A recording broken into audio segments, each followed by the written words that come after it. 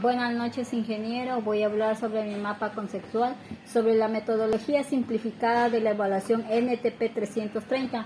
en el cual voy a hablar sobre la metodología que nos presenta, que nos permite cuantificar la magnitud de riesgo existente y en consecuencia para ellos es una parte de detección de la deficiencia, estimar la probabilidad que ocurra en un accidente teniendo en cuenta la magnitud dependiente esperada de las consecuencias. También vamos a hablar sobre el riesgo de la probabilidad y la consecuencia, que a fin de establecer la prioridad para la eliminación de control de riesgo es necesario disponer la metodología para la evaluación, aunque todos los riesgos pueden ser evaluados y reducidos si le emplean suficientes recursos, tanto como podemos decir en los hombres en tiempo de dedicación o material, etc. También vamos a hablar acá sobre tenemos un ejemplo sobre el nivel de riesgo o nivel de intervención.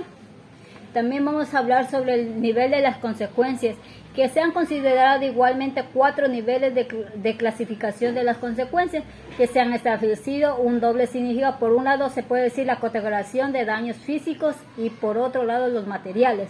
que son evitados, como podemos decir que son evitados de establecer una traducción monetaria de estos últimos datos, como información relativa a las funciones del tipo de empresa de su tamaño.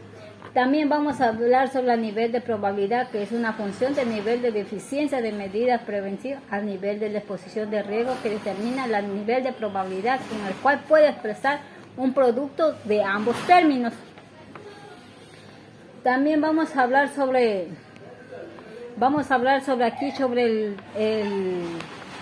el nivel de la exposición. En el nivel de la exposición vamos a hablar sobre el nivel, que es una medida frecuencia a la que da una exposición de un riesgo para un riesgo concreto, un nivel de exposición que se puede estimar a función que presentan las áreas de trabajo o operaciones de máquinas, o etcétera. También vamos a hablar sobre las probabilidades,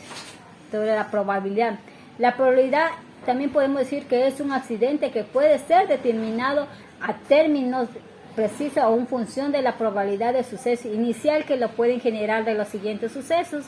desencadenadamente, en sentido de la probabilidad por compleja, determinar cuánto más larga sea la cadena causal, ya que se puede conocer todos los sucesos intervenientes, así como las probabilidades mismos para efectuar correspondiente a cada producto.